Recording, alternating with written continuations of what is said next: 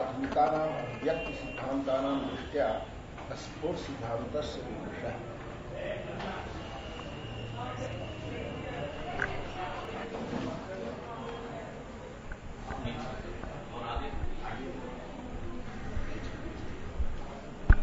Hello,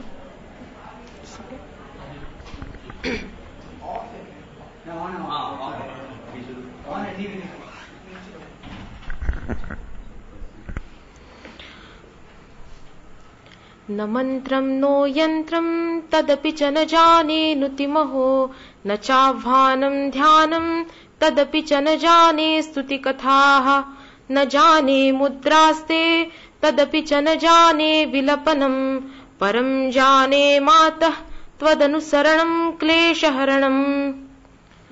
नमो नमः।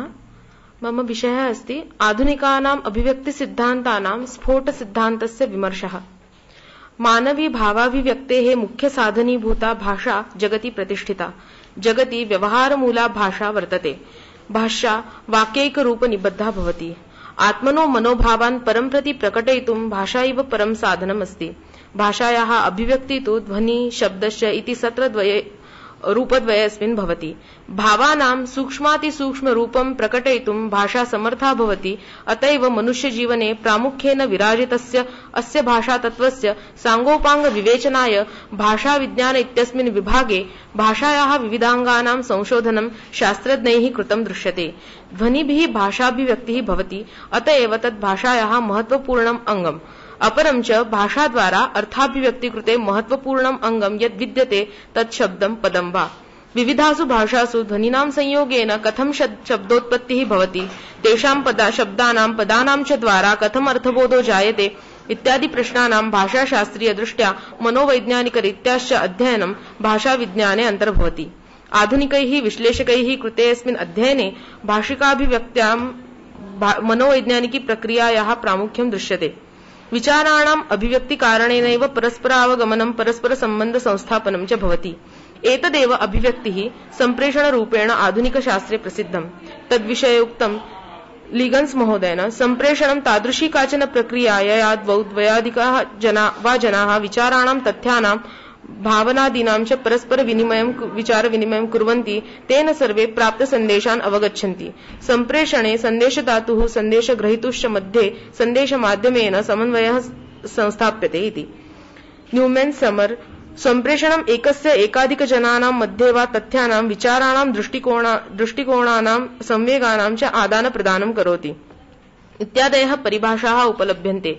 शिक्षाशास्त्रे भाषाशास्त्रे च एवं महत्त्वपूर्णसिद्धान्तरूपेण अभिव्यक्ति सम्प्रेषणस्य च विषये आधुनिकैः संशोधकैः अध्ययनं कृतम्।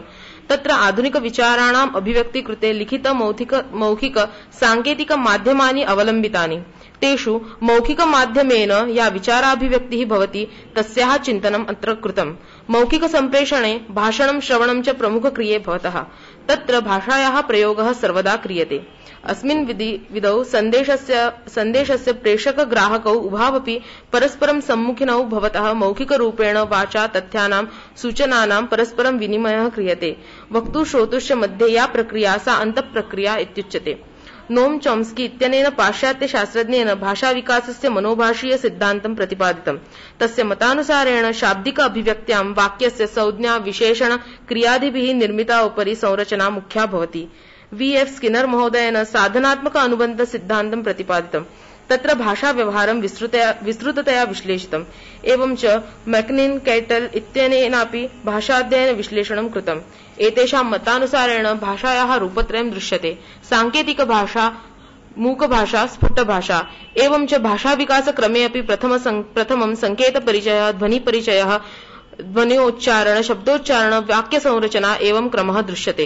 वक्तुद्वारा उच्चारितेन शब्देन कथम् अर्थाभिव्यक्तिः भवति इत्यस्मिन् विषये आधुनिकैः कम्युनिकेशन् थियरी इत्यस्मिन् विभागे अध्ययनं कृतम्। एवं रूपेण अभिव्यक्तिविषये शाब्दिकसम्प्रेषणं यत् आधुनिकैः प्रतिपादितं तस्मिन्नेव सन्दर्भे सूक्ष्मरूपेण प्राचीनेषु भारतीयशास्त्रेषु अपि चिन्तनं दृश्यते। तत्र वक्तुः बुद्धिस्थितस्य शब्दस्य वाक्यस्य वा कथं साक्षात् रूपेण ग्रहणं श्रोतृबुद्धौ भवति तस्य पार्श्वे किं तत्त्वं विद्यमानं वर्तते। एतस्मिन् सन्दर्भे प्राचीनैः शास्त्रकारैः सूक्ष्मातिसूक्ष्म चिन्तनं कृत्वा केचन सिद्धान्ताः तत्र उपस्थापिताः। यथा आधुनिकविचारेषु तथैव प्राचीनानां शास्त्रकाराणां सिद्धान्तानां विमर्शः अत्र कृतम्।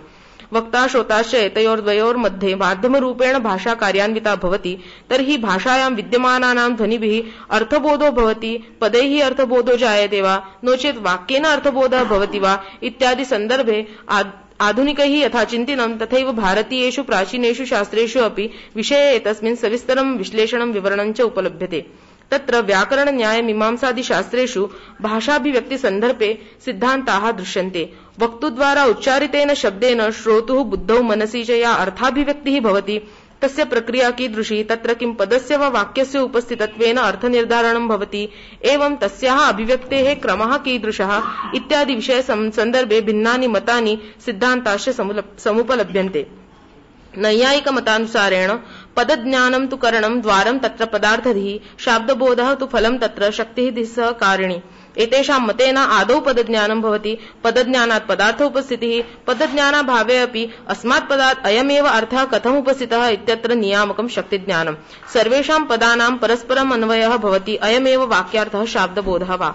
वृत्तिज्ञानसहकृत पदजन्यपदार्थोपस्थितिः शाब्दबोधं प्रति कारणम् इति नैयायिकाः अङ्गीकुर्वन्ति।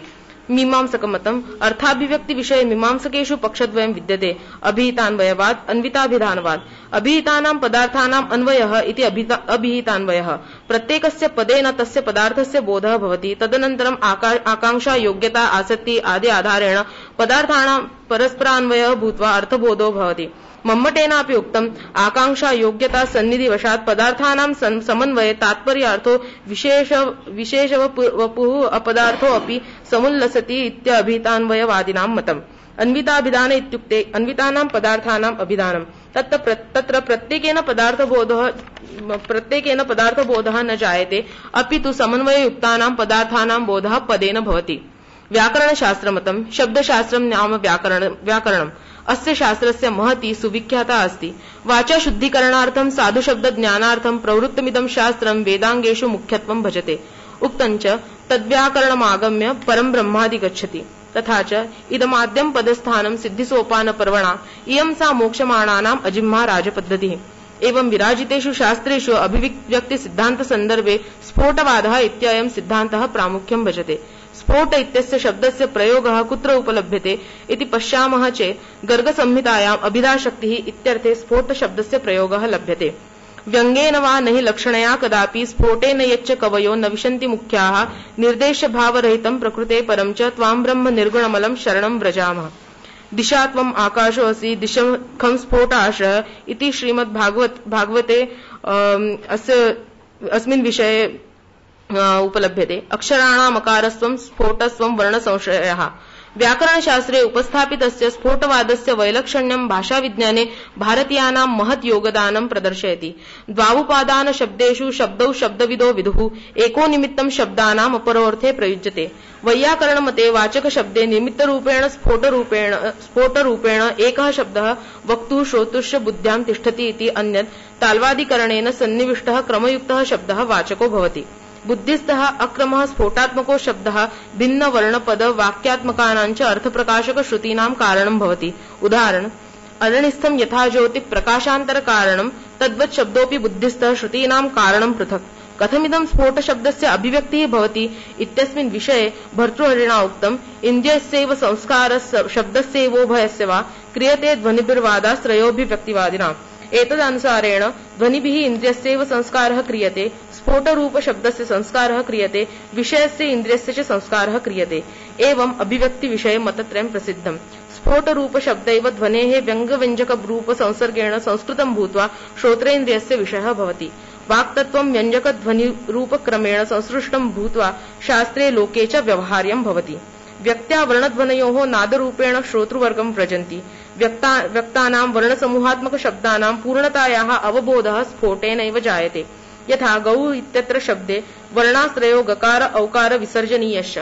यदा कश्चन वक्ता गौरिति समुच्चारयिष्यति तदा त्रयोऽपि वर्णाः क्रमशः ध्वनितरङ्गतितयरूपैः श्रोत्र शष्कुली माहत्य नादं जनयिष्यन्ति।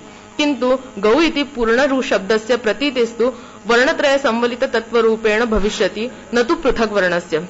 स्फोटपरम्परानुसारेण च गौ इति पदस्य अर्थबोधः स्फोटेन भविष्यति। पूर्ववर्णानां संस्काराः अन्तिमवर्णसमुच्चारणेन सह सम्पृक्ता शब्दपूर्णतां रचयन्तो अस्मात् प्रतीतिं विदधते।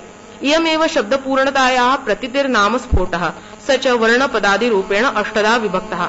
यथा वर्णस्फोटः, पदस्फोटः, वाक्यस्फोटः, अखण्डपदस्फोटः, अखण्डवाक्यस्फोटः, वर्णजातिस्फोटः, पदजातिस्फोटः, वाक्यजातिस्फोटः।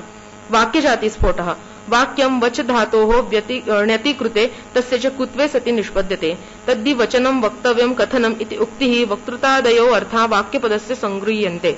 आधुनिक भाषाशास्त्रे विचारस्य पूर्णोच्चारणं वाक्यं कथ्यते।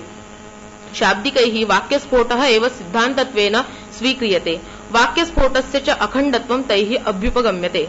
देवदत्तो ग्रामं गच्छति इति वाक्ये देवदत्तादिपदानां पृथगर्थे ज्ञायमाने पदार्थ विषयक ज्ञानातिरिक्ता असत्यैरेव उपाधिभूते पदार्थैः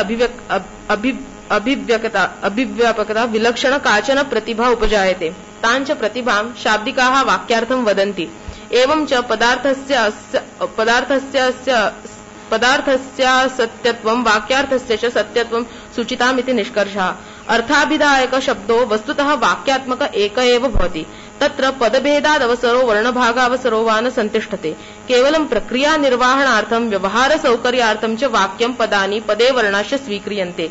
लोके एक एव प्रकाशो यथा दृश्यभेदात् विद्यमानो दृश्यते, यथा वा एकमेव चित्रं नीलपीतादिभिः भेदनिदर्शने समाख्यायते, तथा अत्रापि शब्दशास्त्रे एकमेव निराकाङ्क्ष वाक्यं साकाङ्क्षैः पदैः वर्णैश्च समाख्यायते। वाक्यस्य अर्थवत्वात् पदानां वर्णानां वा अर्थत्वं कल्प्यते। अष्टप्रकारेषु स्फोटेषु वाक्यस्फोटस्य प्राधान्यस्य प्रतिपादनेन एतत् तात्पर्यं यद् वाक्यमेव भाषायाः मौलिकं घटकं भवति, न पदमिति। भगवता पतञ्जलिना सिद्धे शब्दार्थ सम्बन्धे इति वार्तिक व्याख्यानेन पदानां वाक्यानां च नित्यता प्रतिपादिता। नैयायिकैरपि शब्दार्थ तादात्म्य निरूपणावसरे वाक्यमेव गृह्यते। तन्मते पदे वाक्ये च बोधजनकता संतिष्ठते। यथा पदमर्थस्य वाचकं तथैव वाक्यमपि भवति, परन्तु शक्तिज्ञानं पूर्वं वाक्यः ततश्च पदतः अपि जायते।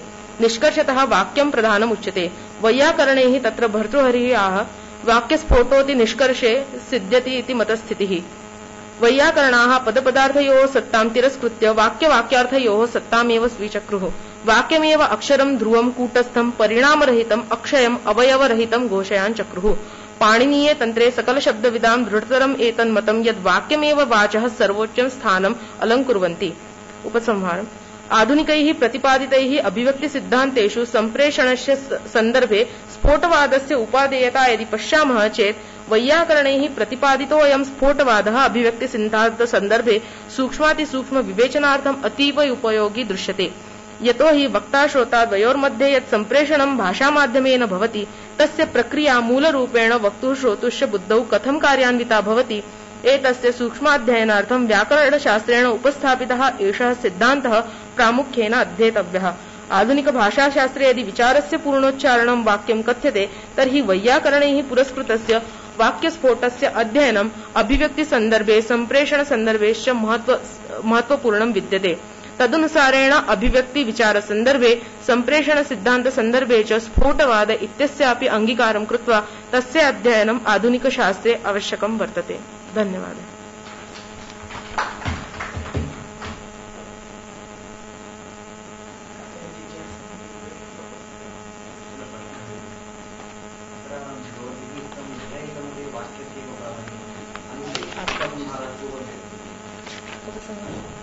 नैयायिकमते नास्ति। अन्तिम प्रश्नः किञ्चित् पूर्वं शब्दार्थनिर्णयानुसारे वा इति उक्तं भवद्भिः। तत्तु प्राधान्यं नैयायिकैरपि शब्दार्थ तादात्म्य निरूपणावसरे वाक्यमेव गृह्यते। तदनन्तरम् एवमेव पठन्तु। तन्मते पदे वाक्ये च बोधजनकता संतिष्ठते। यथा पदमर्थस्य वाचकं तथैव वाक्यमपि भवति। यथा पदमर्थस्य वाचकः तथैव वाक्यमपि भवति।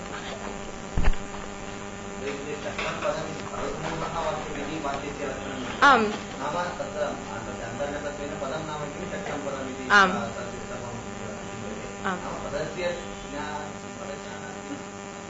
आम् यथा तथैव तदर्थमहम् उक्तवती यथा पदमर्थस्य वाचकं तथैव वाक्यमपि भवति।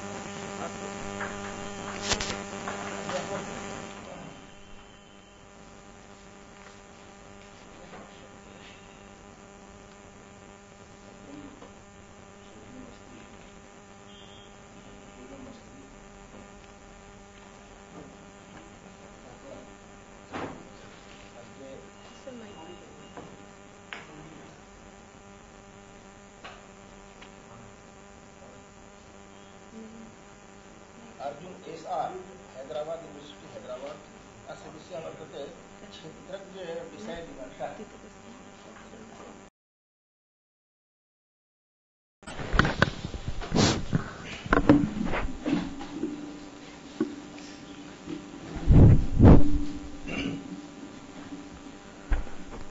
कृष्णं वन्दे मन्थपाशधरं दिव्यार्भकाकृतिं शिखाबन्धत्रयोपेतं भैष्मीमध्वकरार्चितम् नमः सभायै सभापतिभ्यश्च।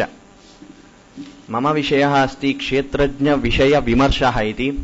क्षेत्रज्ञ शब्दार्थः गीतायां सुप्रसिद्धः। तत्र गीता तु महाभारते अन्तर्गता, अतः महाभारतस्य वैशिष्ट्यात् मम पत्रं प्रारभे।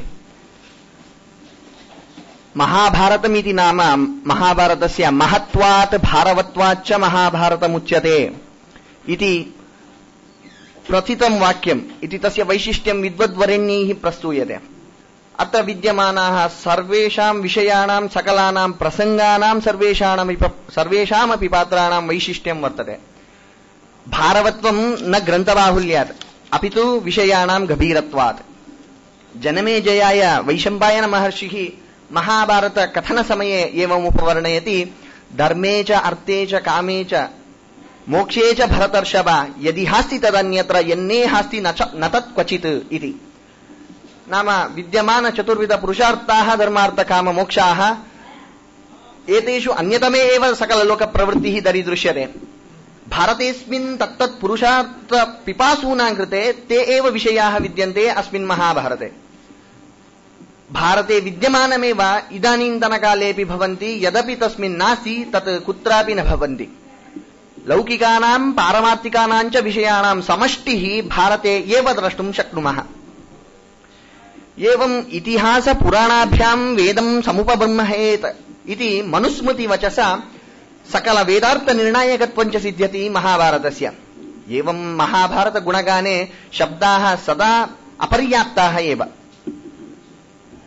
एवं अस्मिन् एतादृश महाभारतलतायाः सुगन्धसारयुक्तं सकल सज्जन हृदयामोद जनकं कुसुमद्वयं राराजते। तत्र एकं ज्ञानवृद्धेन भीष्मेण उपदिष्टं सकल इष्टार्थसाधकं रोगाद्यनिष्ट निवारण शक्तं भगवतः विष्णोः सहस्रनामयुक्तं स्तोत्रम्।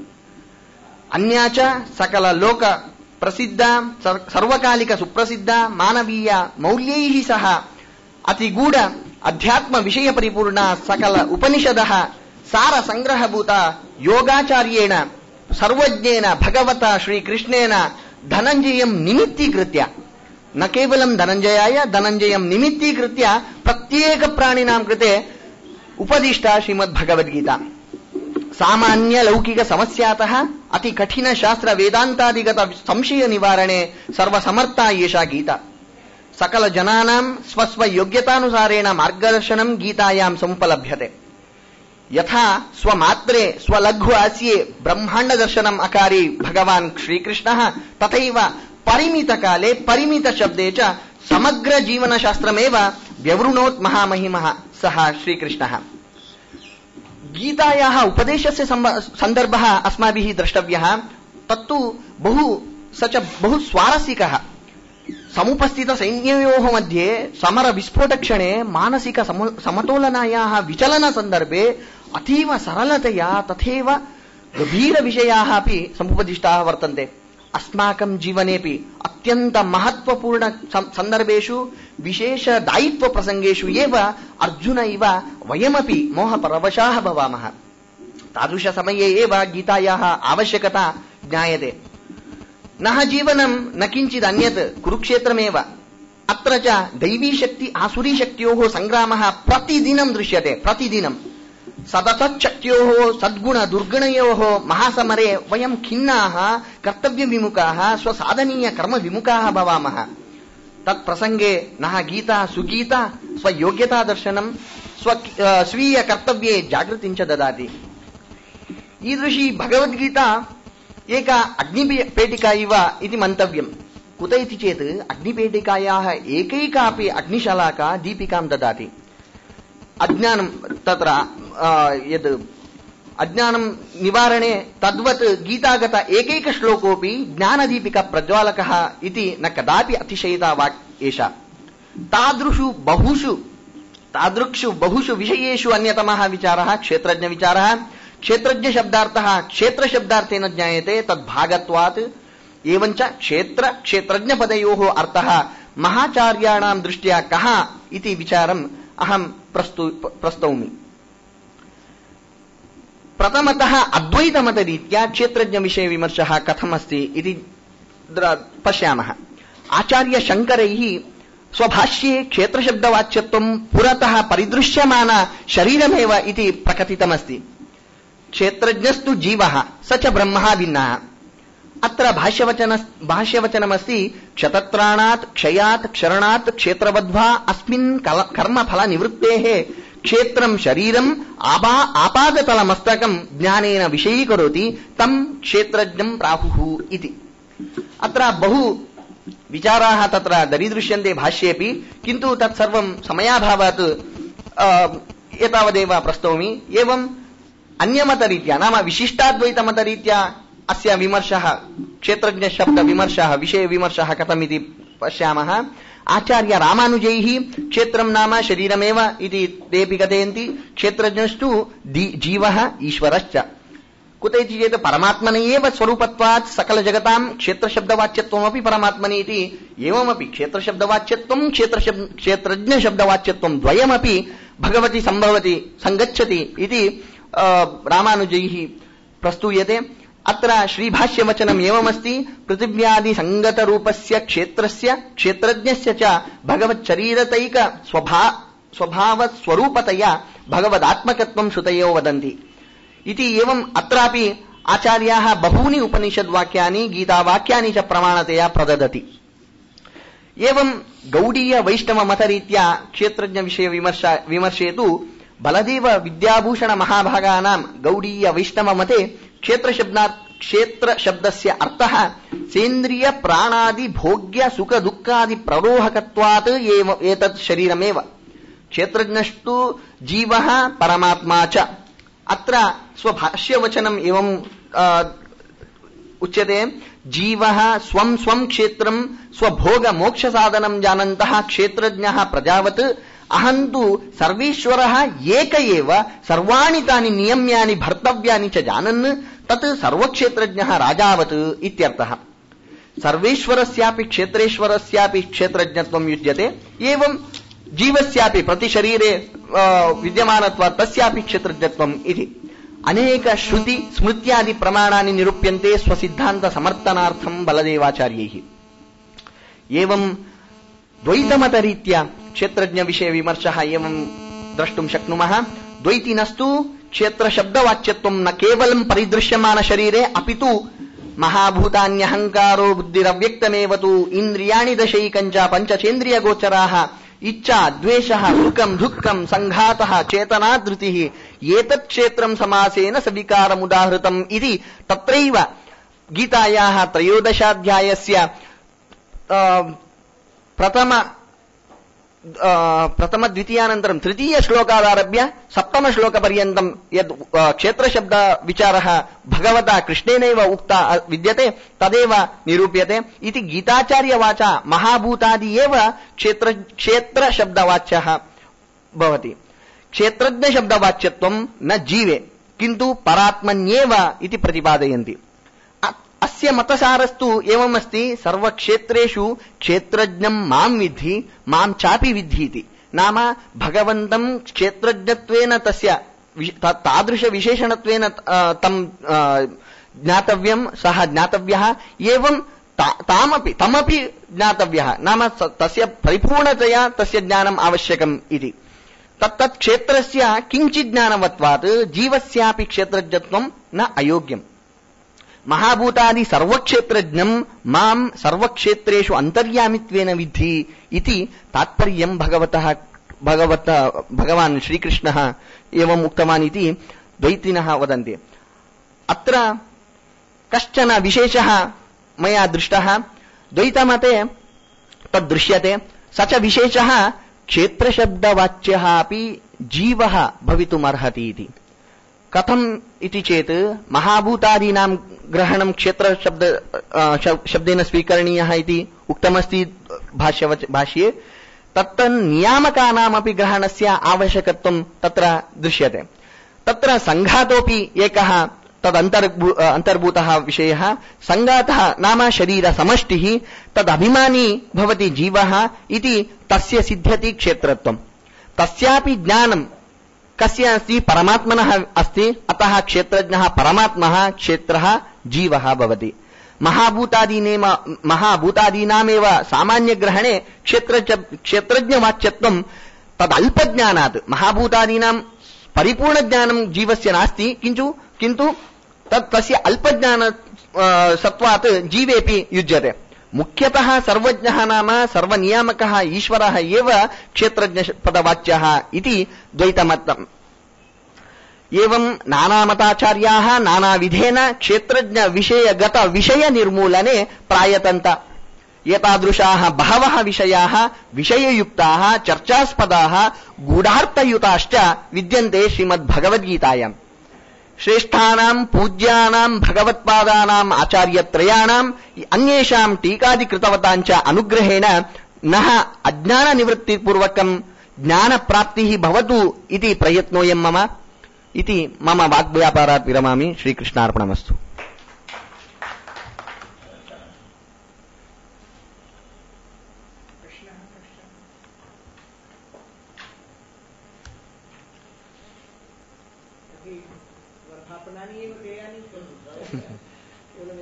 अवशिष्यते इति प्रतीयते। सम्प्रति एस आनंद तीर्थ उपाध्याय SMP संस्कृत कॉलेज उडुपी कर्नाटक द्वैत मते प्रमाण स्वरूपम।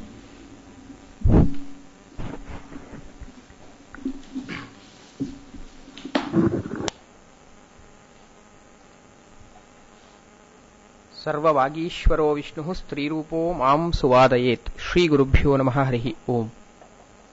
अभ्यागतान् सर्वान् विद्वत्तल्लजान् अभिनन्द्य अभिवन्द्य च प्रमाणस्वरूपविमर्शः इति विषयमधिकृत्य किञ्चित् निरूपयिष्यामि।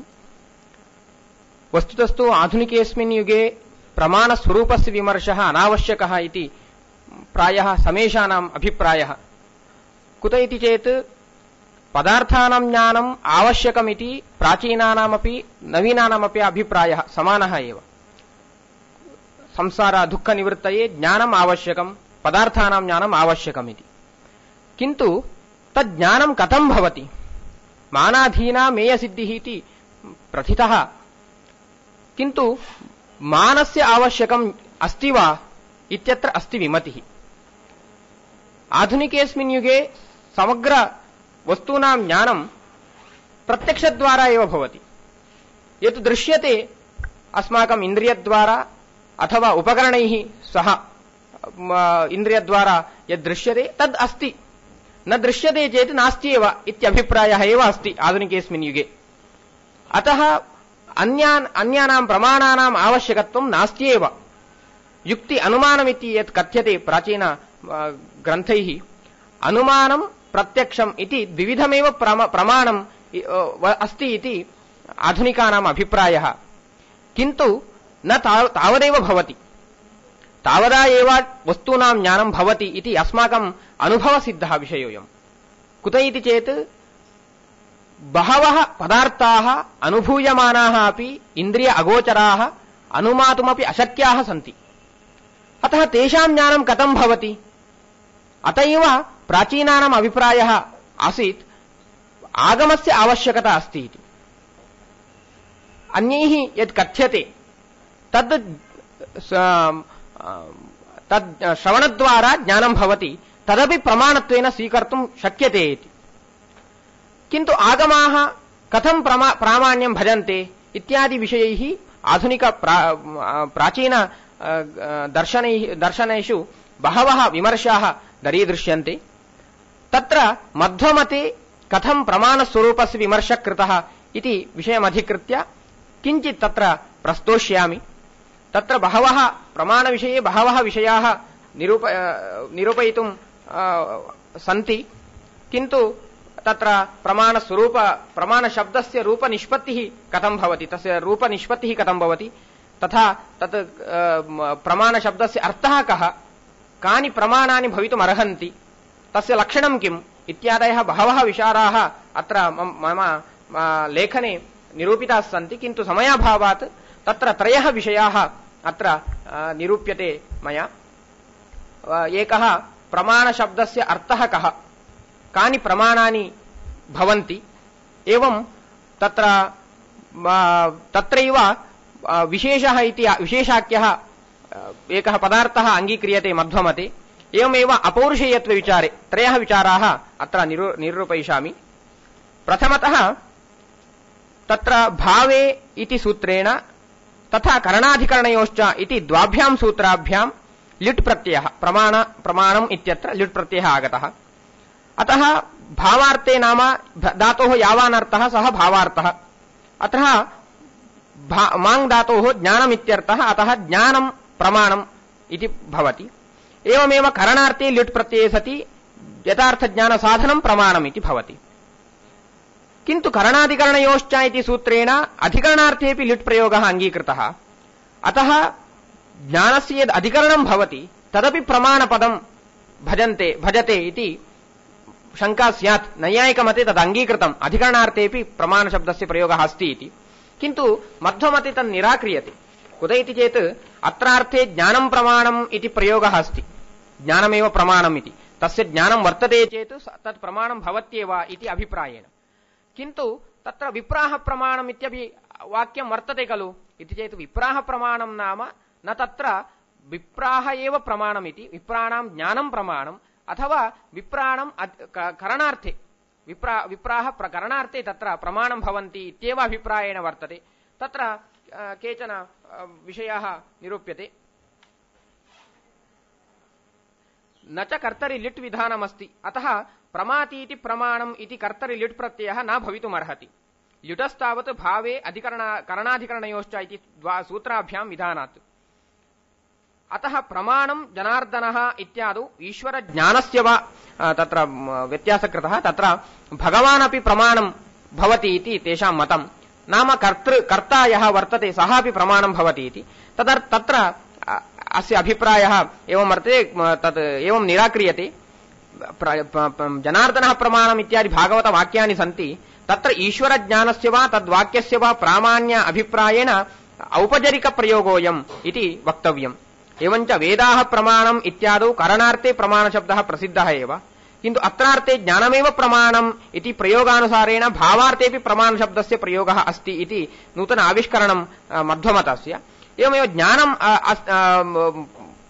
जनार्दनः प्रमाणम् इत्यत्रापि करणार्थे अथवा भावार्थे प्रयोगः अस्ति, न तु अधिकरणार्थे अथवा कर्तृर्थे प्रमाणशब्दस्य प्रयोगः। तथा च भावार्थे नाम ज्ञानं प्रमाणं भवति अथवा ज्ञानकरणं प्रमाणं भवति इति प्रमाणशब्दस्य अर्थः एवं आविष्करोति भगवान् आचार्यमध्वः। एवमेव तत्र प्रमाणानां विभागः एवं क्रियते।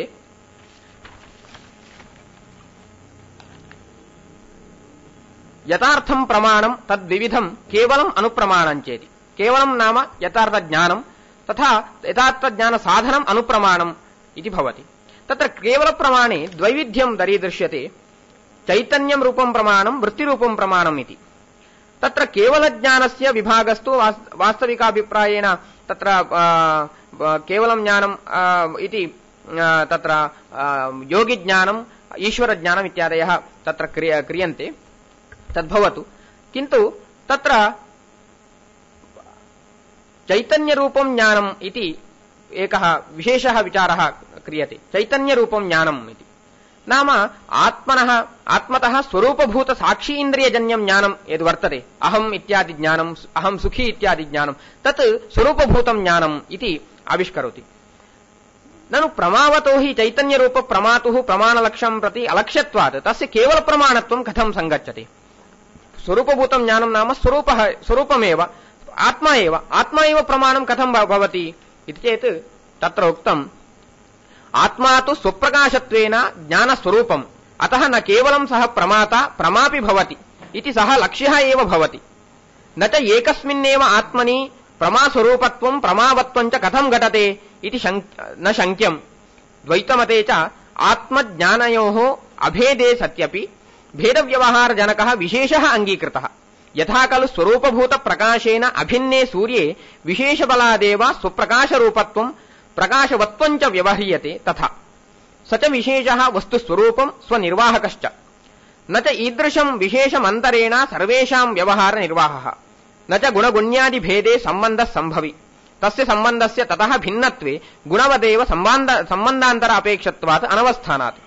अभिन्नत्वेपि वस्तुमात्रम् इति न सम्बन्धः स्यात्, किन्तु सर्वत्र तस्य गुणः तस्य ज्ञानम् इत्यादि व्यवहारः दरीदृश्यते एव।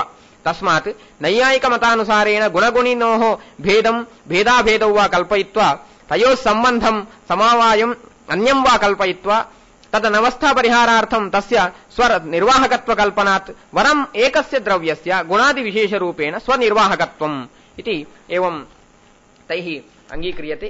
एवमेव आगमस्य अपौरुषेयत्वे कथं आगमः प्रमाणं भवति इति।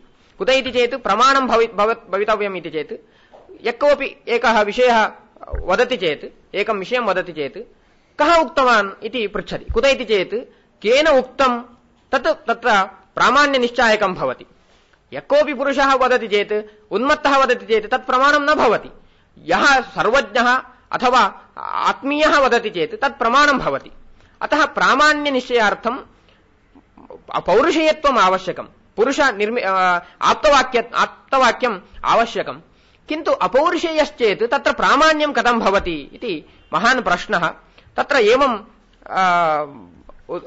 संगिरन्ते, ननु वेदाः प्रमाणम् इत्युक्तं नैतद्घटते अपौरुषेयत्वात्। आप्तिमूलमेव प्रमाणं भवितुमर्हति। यदि च वेदाः अपौरुषेयाः तर्हि आप्तप्रणीतत्वाभावात् कथं तेषां प्रामाण्यम् इति चेन्न तत्र अप्रामाण्यकारक दोषाभावादेव प्रामाण्यं सिद्ध्यति। तथा हि वाक्ये च पुरुषदोषवशादेव दोषाः सम्भवन्ति, तेन च अप्रामाण्यं जायते। यदि च अपौरुषेयं भवति वाक्यं तदा पुरुषनिबन्धनोऽयं दोषः नास्त्येव, तर्हि प्रामाण्यं स्वतः एव भवति इति वेदस्य प्रामाण्यं सिद्ध्यति। ननु दोषाभावज्ञानेन अप्रामाण्यशङ्का निवृत्तिः, प्रामाण्यं च स्वतः एव भवति इत्युक्तं, किन्तु प्रामाण्यं च फलसंवादादिना एव भवति, न तु स्वातन्त्र्येण। नो चेत् युक्त्यनुसन्धानादिकं व्यर्थं स्यात् इति चेत् अयमत्र उत्तरः। प्रामाण्यं स्वतः, अप्रामाण्यं तु परतः इति। मध्वमते ज्ञानं यथा साक्षिणा गृह्यते, ज्ञानगत प्रामाण्यमपि तेनैव गृह्यते इति उररीक्रियते। अप्रामाण्यं तु परतः भवति इति तेषां मतम्। तदुक्तम् आचार्यमध्वेन विष्णुतत्त्वविनिर्णये, प्रामाण्यं च स्वतः एव अन्यथा अनवस्थानात् इति। अत्र ज्ञानग्राहकमात्रेणैव स्वप्रामाण्यग्रहणम् इति एतत् कुतः इति चेत् तत्र उक्तम् अन्यथा अनवस्थानात् इति। अत्र प्रामाण्यं तावत् अवश्यं केनचित् प्रमाणेन ज्ञातव्यम्, अन्यथा तदभावप्रसङ्गः। न च ज्ञानग्राहकम् अतिरिक्तेन तदग्रहणम्, तस्यापि प्रामाण्यम् अन्येन। एकस्य ज्ञानम् अयं घटः इति ज्ञानं भवति, तज्ज्ञानं प्रमाणमिति अन्येन संवादेन भवति। तज्ज्ञानं केन भवति? अन्येन संवादेन। तज्ज्ञानं केन भवति? अन्येन संवादेन। एवम् अनवस्था प्रसङ्गः। अतः केन ज्ञानं गृह्यते तेनैव तज्ज्ञानगत प्रामाण्यमपि गृह्यते इति अङ्गीकर्तव्यम्। तथा च प्रयोगः ज्ञानगतं यथार्थं तद्ग्राहकेनैव ग्राह्यं, ग्राहकान्तरे अनुपवत्तौ सत्यां गृह्यमानत्वात्। तद्यथा अन्येन अनुपपद्यमानग्रहणं गृह्यते तत्तेनैव ग्राह्यम्। यथा चक्षुषः अन्येन अनुपपद्यमान साक्षात्क्रियमाणं रूपं चक्षुषा एव साक्षात्क्रियते, नास्त्यत्र विशेषण असिद्धिः। ग्राहकान्तरस्य अनवस्था प्रसंगेन निरस्तत्वात् न च साक्षिवेद्यत्वेऽपि अनवस्था प्रसंगः समानः एव इति वाच्यम् साक्षी स्वयं प्रकाशस्तु आत्मानं स्वप्रामाण्यं च गोचरयति इति अंगीकारात् इत्यादि बहवः विचाराः अत्र निरूप्यते। एवं एतादृश प्रमाणज्ञान प्रत्यक्षम् अनुमानम् आगमश्चेति त्रयः प्रमाणाः इति अंगीक्रियते त्रीणि प्रमाणानि इति अंगीक्रियते। एतादृश प्रमाणज्ञानेन पदार्थानां नित्यानित्यत्वादिकं निश्चित्य विषयेषु विरक्तस्य शमतमादि सम्पत्तिमतः वासुदैवैकस्य शरणस्य तद्विषयानि श्रवण मनना निधिध्यासनानि आदर नैरन्तर्याभ्यां बहुकालम् अनुष्ठितवतः भगवत् साक्षात्कारे सति अत्युद्रिक्ततया भक्त्या भगवत् प्रसादम् अशेष अनिष्ट निवृत्ति विशिष्ट आनन्द स्वरूप आविर्भाव लक्षण मुक्तिः भवति इति आचार्य मध्वानां मतम् इत्युक्त्वा मम किञ्चित् वाग्व्यापारात् विरमामि।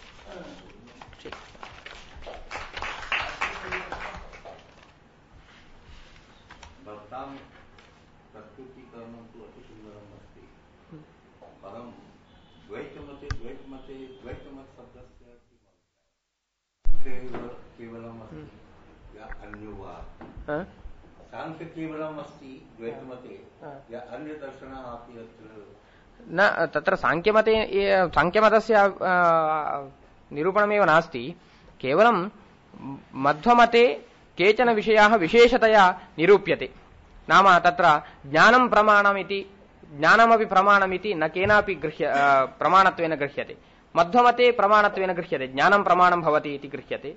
एवं अपौरुषेयत्वविचारे विशेषतया निरूप्यते अपौरुषेयं कथं अपौरुषेयत्वेपि तत् प्रमाणं कथं भवति इति विशेषतया निरूप्यते तदर्थं तत्र तद् बहु प्राधान्यं भजते इति कृत्वा मध्वमते प्रमाणस्वरूपं कथं निरूपितम् इति मया निरूप्यते। कुत इति चेत् नैयायिकैः अन्यमतानां निराकरणं बहुधा कृतं तेनापि तत्रापि केचन दोषाः सन्ति चेत् तत् कथं भवति इति तत्र दोषाः नाम तत्र निराकरणं न केवल विमर्शः एवं कृतः इति सूचनार्थं तत्र मध्वमते प्रमाणस्वरूपम् इति मया स्वीकृतम्। भवतां मते ज्ञानप्रमाणम् अस्ति नास्ति वा? ज्ञानमपि प्रमाणं भवति ज्ञानसाधनानि अपि प्रमाणानि भवन्ति।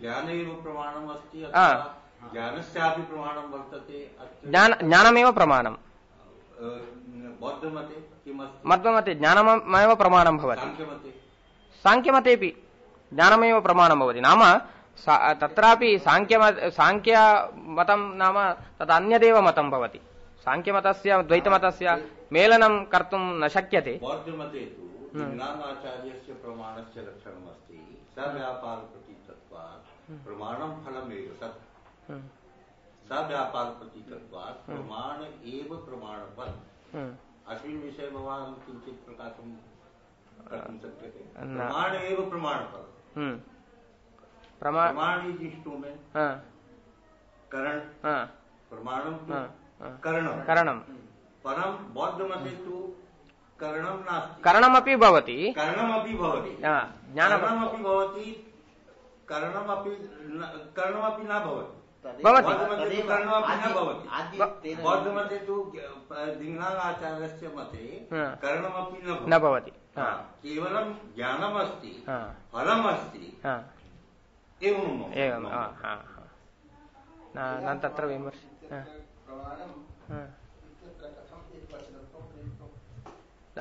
तत्र प्रामाण्यं सकलवेदेषु प्रामाण्यं तत्र प्रामाणशब्दवाच्यत्वं सकलवेदेषु एकमेव इत्यभिप्रायेण वेदाः प्रमाणम् इति यथा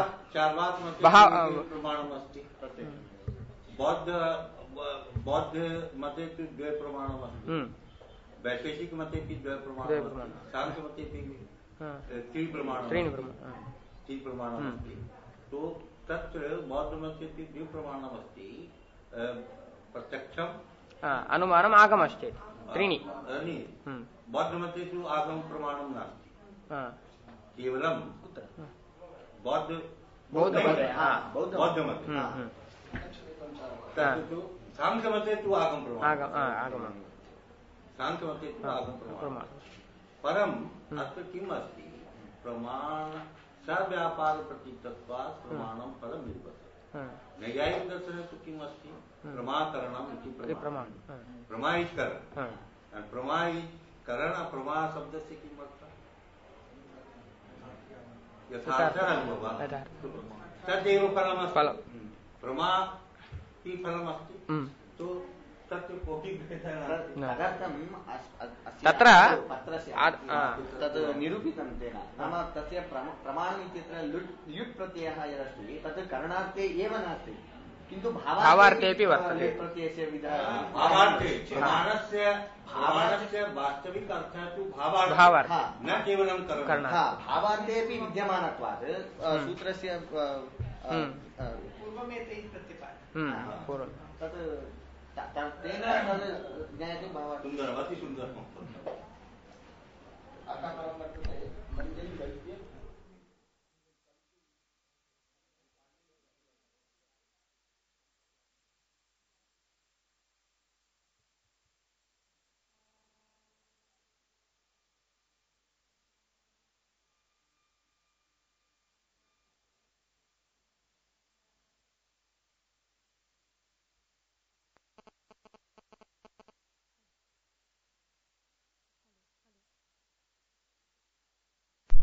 Hello. Good morning, one and all. My topic is Ashtanga Yoga and Indian classical music, a synthetic view. Samadhanaya Saukhya Nirogattvaya Jivane Yogamevabhyaset Pradnyah Yatha Shakti Nirantaram.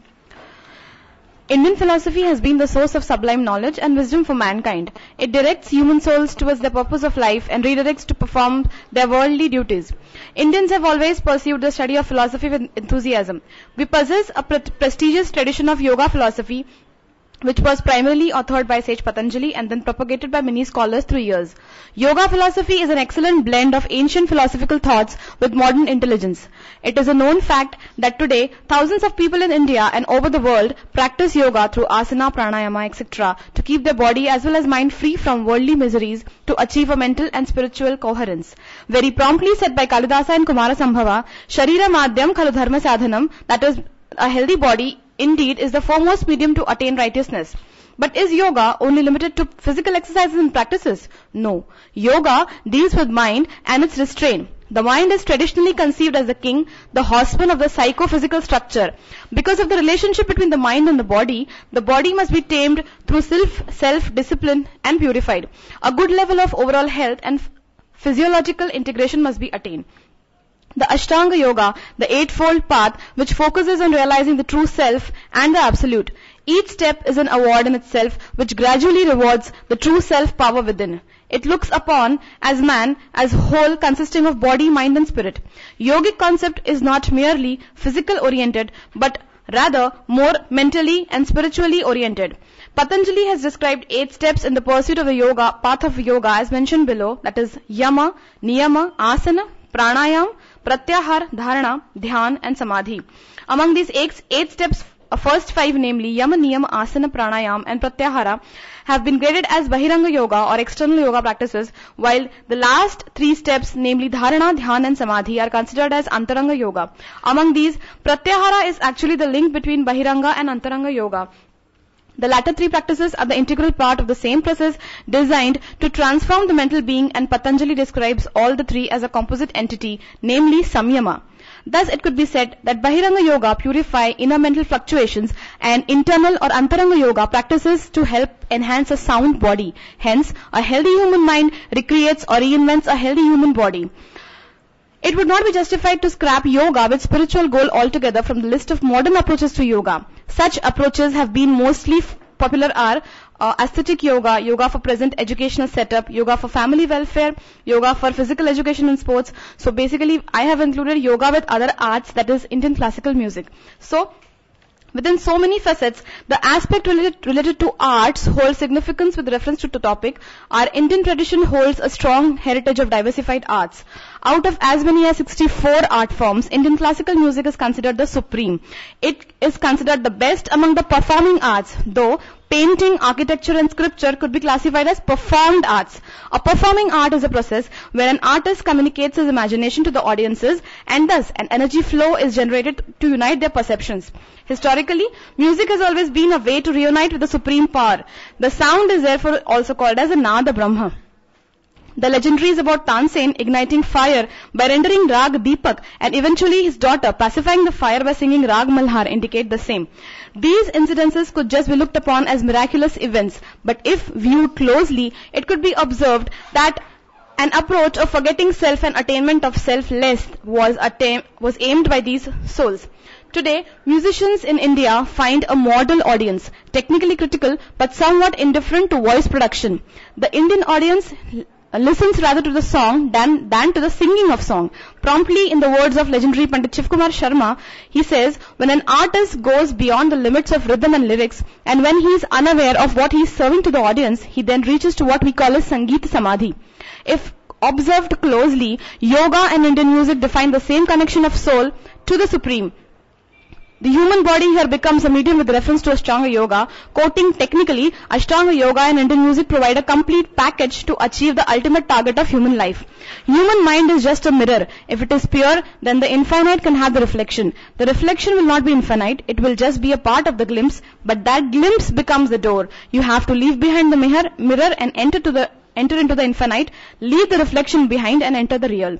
So basically we can just see that how Indian classical music and Ashtanga Yoga are connected. First we will start from Yama, that is self-control. So self-control includes Yama, that is Ahimsa, non-violence, Satya, truthfulness, Asteya, that is non-stealing, Brahmacharya is celibacy, and Aparigraha is non-possessiveness. The principle requires an individual to control his day-to-day behavior in relation to his environment, without which moral behavior is not possible. The Yama principle literally applies to the pre-learning phase of music. Initially, Gurukul system used to be very strict. Students had to live their guru's place and perform all the household work. This rigid routine made the students tough and taught them self-control. Second is Niyama, that is self-discipline. Niyam includes Shaucha, purity, Santosha, contentment, Tapasa, that is austerity, Swadhyaya, self-study, Ishvara Pranidhan, dedication to the divine. The Niyama, which forms routine code of conduct, consists of certain good habits which lead to the development of the total personality of an individual and also influence attitude towards spiritual pursuits to facilitate the spiritual progress. A disciplined Shishya has a pure mind as he is totally dedicated to the Guru. The Guru is always considered the supreme, for whatever he says thus becomes the last word. Hence, the Shishya, through his deep endurance and self-study, starts developing the art. Third one is the asana, that is yogic postures or positions. Sthirasukam asanam, as Patanjali defines, the practice of asanas have multidimensional roles to play in the practice of yoga, namely relaxation, meditation and correction. Thus, asana means a stable and comfortable posture which helps to attain an equilibrium.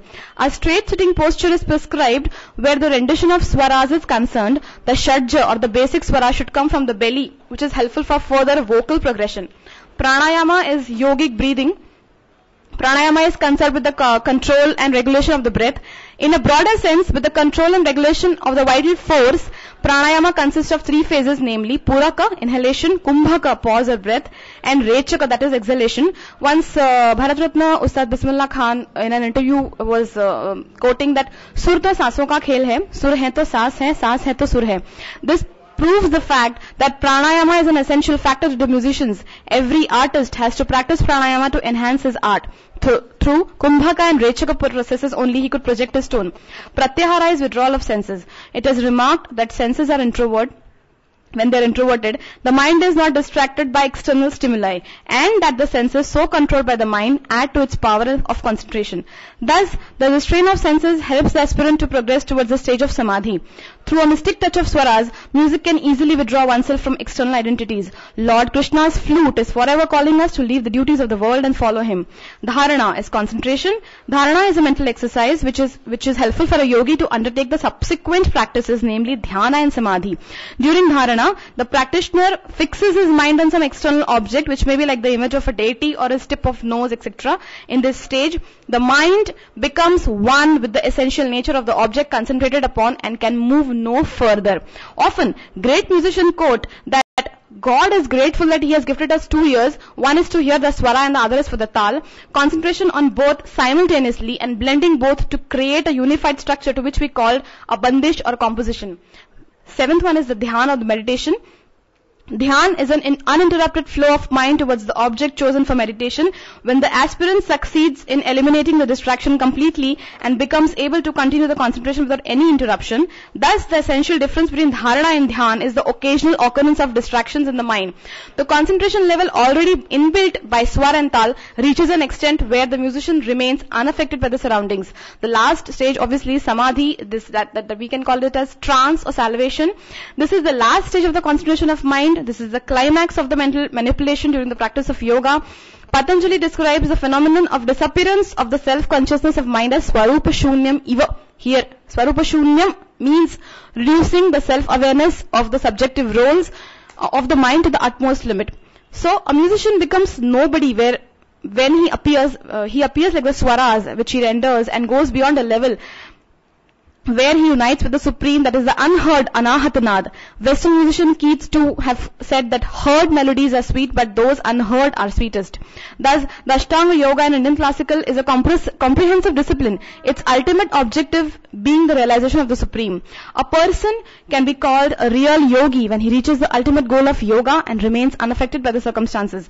Similarly, an artist could be observed as a yogi when he is at the highest level of manifestation of his artwork. It is that supreme point where he is unaware of the audiences or the receivers or surroundings. On account of too much competition, conflict, unrealized ambition and maladjustment in social life, a large number of people suffer from various kinds of mental diseases caused by frustration and depression. A modern man is badly in need of inner peace and calmness which can come from self-knowledge and self-realization. We need to be the Sthitaprajna as told by Lord Krishna in Bhagavad Gita. Ashtanga Yoga and Indian classical music are two such faculties of ancient wisdom that they are significant enough to create a pathway to the modern world. Today, yoga is extensively practiced in India and throughout the world, and so is Indian classical music. Recent research states that cows yield more milk through rendition of specific ragas. Similarly, untamed animals are controlled and plant growth is improved by classical soothing swaras. Ashtanga Yoga practice and music sadhana are two necessities of modern society. The society needs yogins to create a real shining India. Thank you very much.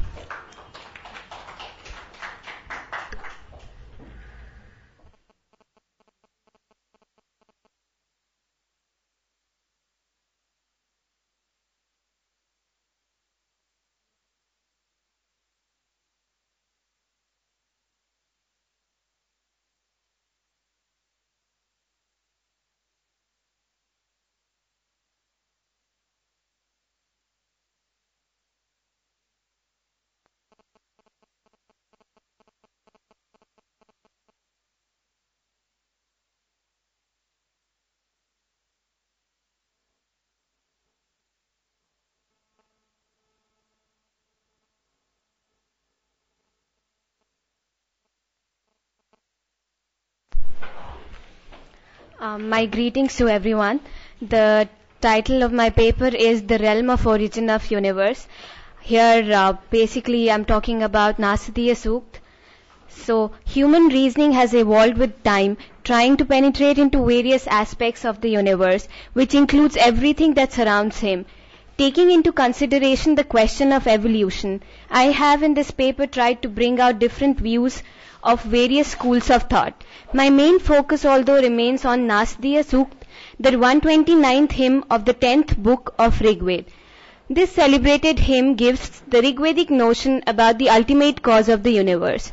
The seer of this hymn, in order to find the ultimate cause of the universe, appears to have undergone an increasingly deep contemplation into the universe till finally he arrives at the ultimate, and from that standpoint he declares there was no non-existence, nor existence or gross world. Now the question that arises is what was then there in the beginning? This brings out to the ontological nature of the seemingly presumed question.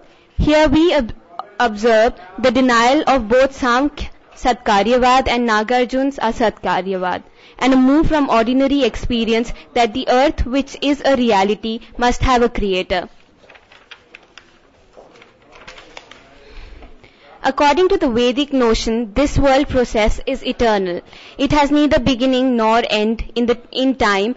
It is continuous causation. The application of the phenomenal law of causation, though it does not justify the existence of something, it at least goes on to prove that it is absurd and illogical to look for the origin of world or phenomena in time. According to Kant, if the idea of beginning is alone sensible, then there has to be time and space as presupposed notion. If the categories of mind laid down by him are taken into consideration, then we cannot deny the consciousness that meets the judgment. So experience and reason as one makes a judgment, presupposing space and time. These are the intuitions, and there is something else to the world that cannot be penetrated by the categories of mind, given the limited resources. Hence this leaves a scope for an eternal entity. Trying to explain the origin of the universe in time and space would not suffice, because these are themselves phenomena, but this would require something over and above the phenomenal realm. Therefore, cause of the world is metaphysical, and Brahman, who forms the real essence of the world, can be said to be a necessary postulate of this metaphysics. Moving on further, the hymn states, "No air was then, nor sky above." The state of things in the various spheres of experience and the sentient lives that inherit them have not yet reappeared from their last disappearance into fontal spiritual essence. In the infinite series of eons, there is as yet nothing thinkable, nothing nameable. It is quite evident that human reasons do not reach the goal of superhuman facts, but we are letting our intellects to move to the level highest in reach of the efficacy and truth of these revelations.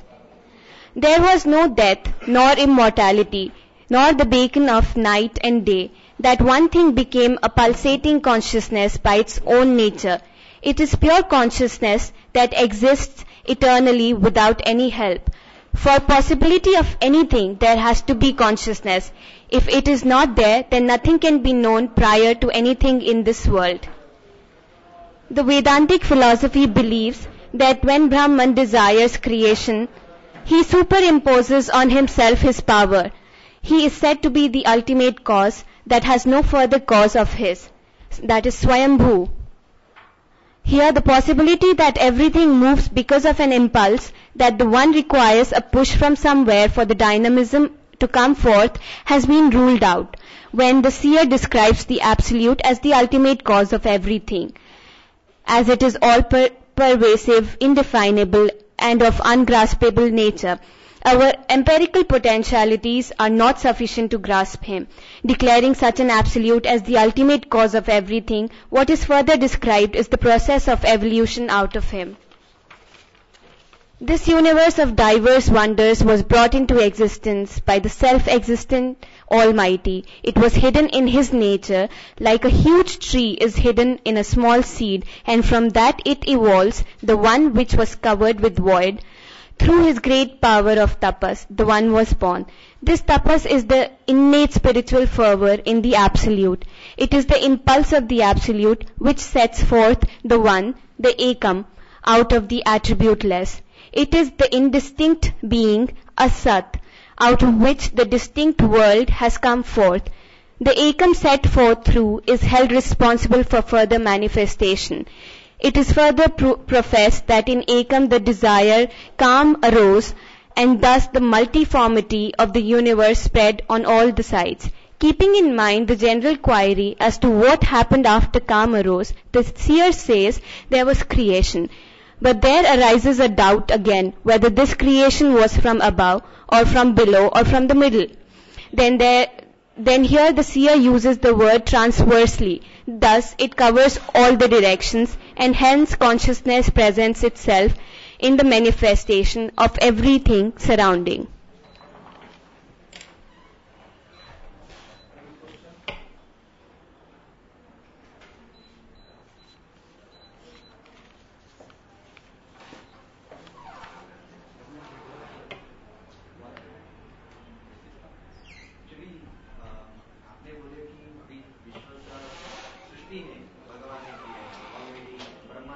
That's the Vedic notion.